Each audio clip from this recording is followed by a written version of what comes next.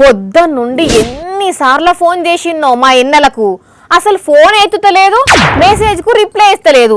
ఇదివరకు దాకా వార్త కూడా తీసుకురాలే. మళ్ళా ఏడున్నదో అసలు. కెమెరా అన్న జర లైవ్ కలిపవే, ఏడున్నదో పిల్ల. పని చేయకుండా పర్ఫార్మెన్స్ ఇస్తున్నా చూడుండ్రి.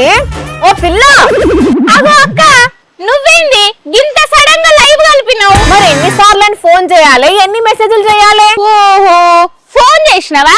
ఆగు. అవును కదా, 3 మిస్డ్ కాల్స్ ఉన్నాయి, 3 మెసేజ్లు ఉన్నాయి.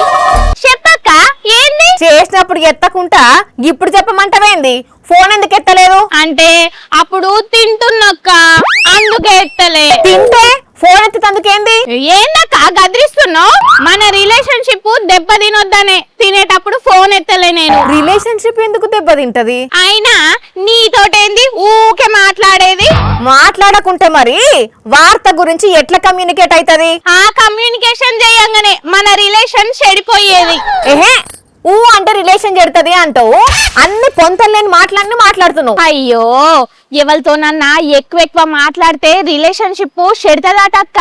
సరే, మాట్లాడకుంటే మా తొక్క నువ్వు గాని మరి మెసేజ్లకు రిప్లై ఇయ్యొచ్చు కదా. వాట్సాప్ మెసేజ్లకు ఎంబటెంబటే రిప్లై ఇయ్యొద్దట. అసలు ఏమైంది నీకు? ఫోన్ ఎత్తద్దంటావు, మెసేజ్లకు రిప్లై ఇయ్యద్దంటావు. అవు మరి, ఎక్కువసేపు తినేటప్పుడు ఫోన్లు మాట్లాడితే పర్సనల్ స్పేస్ కోల్పోయి స్ట్రెస్ గురైతమాట, ఎమోషనల్ డ్యామేజ్ అవుతుందట. అట్లనే ఒక మనిషితోటి ఊకే టచ్లుండి సొల్లు ముచ్చట్లు పెట్టుడు కంటే అక్కరున్నప్పుడు మంచిగా కలిసి తీరిగ్గా కూర్చొని అక్కడికొచ్చే ముచ్చట్లు పెడితే మంచిదట. ఆరోగ్యం ముచ్చట్లు చెప్పే పెద్ద సార్లు చెప్పిండ్రు.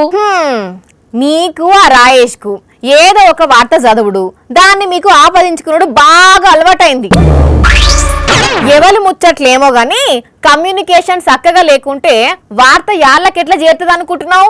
ఓవర్ యాక్షన్ చేయకుండా ఏం వార్త దేవల్లో మెసేజ్ పెట్టినా పోయి పట్టుకరా పో. ఎవరు ఎటు పోయినా నీకైతే వార్త కావాలి కదా.